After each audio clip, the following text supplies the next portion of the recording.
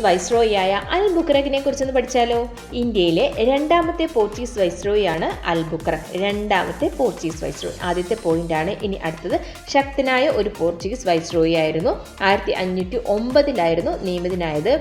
പിന്നെ ഇന്ത്യയിൽ മിശ്ര കോളനി സമ്പ്രദായം ആവിഷ്കരിച്ച പോർച്ചുഗീസ് വൈസ്രോയി ആയിരുന്നു അൽബുക്കറക്ക്. ഇത് ഉറപ്പായിട്ടും പഠിക്കുക. മിശ്ര കോളനി സമ്പ്രദായം ആവിഷ്കരിച്ച പോർച്ചുഗീസ് വൈസ്രോയി ആരായിരുന്നു?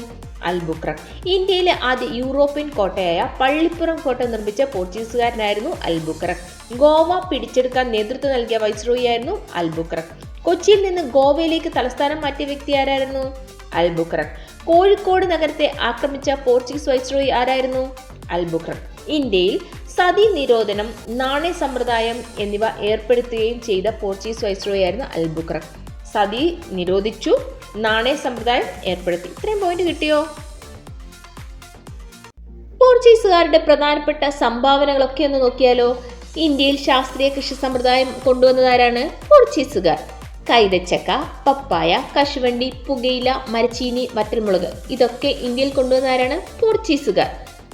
പിന്നെ അച്ചടിശാല ആരംഭിച്ചതാരാണ്? പോർച്ചുഗീസുകാർ. ഏതൊക്കെ സ്ഥലത്താ? കൊച്ചി, വൈപ്പിൻ. പിന്നെ ഇന്ത്യയിൽ ആദ്യമായി അച്ചടിശാല സ്ഥാപിച്ചത് ഗോവ. അത് തമ്മിൽ മാറിപ്പോകരുത്. കേരളത്തിൽ അച്ചടിശാല സ്ഥാപിച്ചത് കൊച്ചിയിലും വൈപ്പിനിലും ആണെങ്കിൽ ഇന്ത്യയിൽ ആദ്യമായി അച്ചടിശാല സ്ഥാപിച്ചത് ഗോവയിലാണ്. അതേപോലെ തന്നെ ആദ്യത്തെ യൂറോപ്യൻ സ്കൂൾ സ്ഥാപിച്ചത് കൊച്ചിയിലാണ്. ചവിട്ട് നാടകം കൊണ്ടുവന്നത് പോർച്ചുഗീസുകാരാണ്. ഇതൊക്കെ പ്രീവിയസ് ചോദ്യങ്ങളാണ്, മിക്കവർക്കും അറിയാവുന്ന ഒരു കാര്യമാണ്. പ്രധാന കോട്ടകളില്ലേ? പള്ളിപ്പുറം കോട്ട കൊച്ചിയിൽ, സെന്റ് ആഞ്ചലോസ് കോട്ട കണ്ണൂര്. ഇത്രയും പോയിന്റുകൾ കിട്ടിയോ?